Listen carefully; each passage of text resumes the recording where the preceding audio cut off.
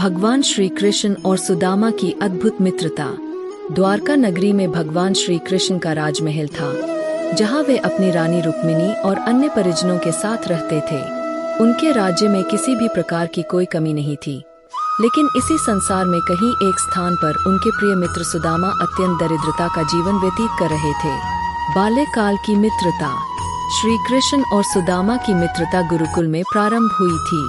वे दोनों एक ही गुरु महर्षि संदीपनी के आश्रम में शिक्षा ग्रहण करते थे। सुदामा भले ही निर्धन ब्राह्मण पुत्र थे, लेकिन उनका हृदय अत्यंत शुद्ध और प्रेम से भरा था। एक दिन जब गुरु माता ने उन्हें जंगल से लकड़ियां लाने भेजा, तो अचानक बारिश आ गई और दोनों मित्र एक पेड़ के नीचे आश्रय लेने लगे।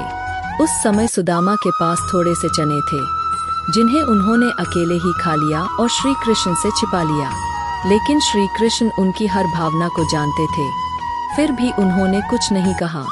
सुदामा की दरिद्रता और पत्नी का आग्रह। समय बीतता गया और दोनों मित्र अपने अपने जीवन में व्यस्त हो गए। श्री कृष्ण द्वारका के सम्राट बन गए और सुदामा अपनी पत्नी और बच्चों के साथ गरीबी में जीवन व्यतीत करने लगे। उनकी पत्नी को ज्ञात था कि श्री कृष्ण उनके मित्र हैं, इसलिए उसने आग्रह किया कि वे अपने मित्र से सहायता मांगें। सुदामा पहले तो संकोच करते रहे, लेकिन अंततः पत्नी के आग्रह पर वे द्वारका जाने के लिए तैयार हो गए। सुदामा का द्वारका आगमन।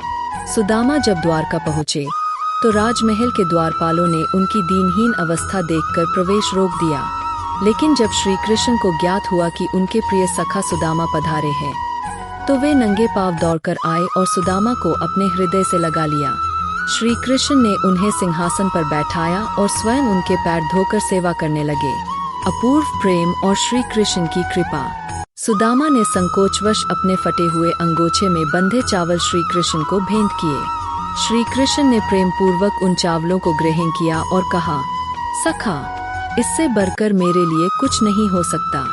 सुदामा श्री कृष्ण से कुछ भी मांगे बिना ही लौट आए, लेकिन जब वे अपने गांव पहुंचे तो देखा कि उनकी झोपड़ी की जगह एक भव्य महल खड़ा है और उनका परिवार सुंदर वस्त्रों में सुसज्जित है। यह देखकर सुदामा की आंखों से अश्रु बहने लगे।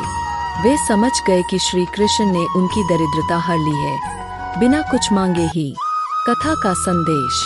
यह कथा हमें सच्ची मित्रता, प्रेम और भगवान की अन्य भक्ति का महत्व समझाती है।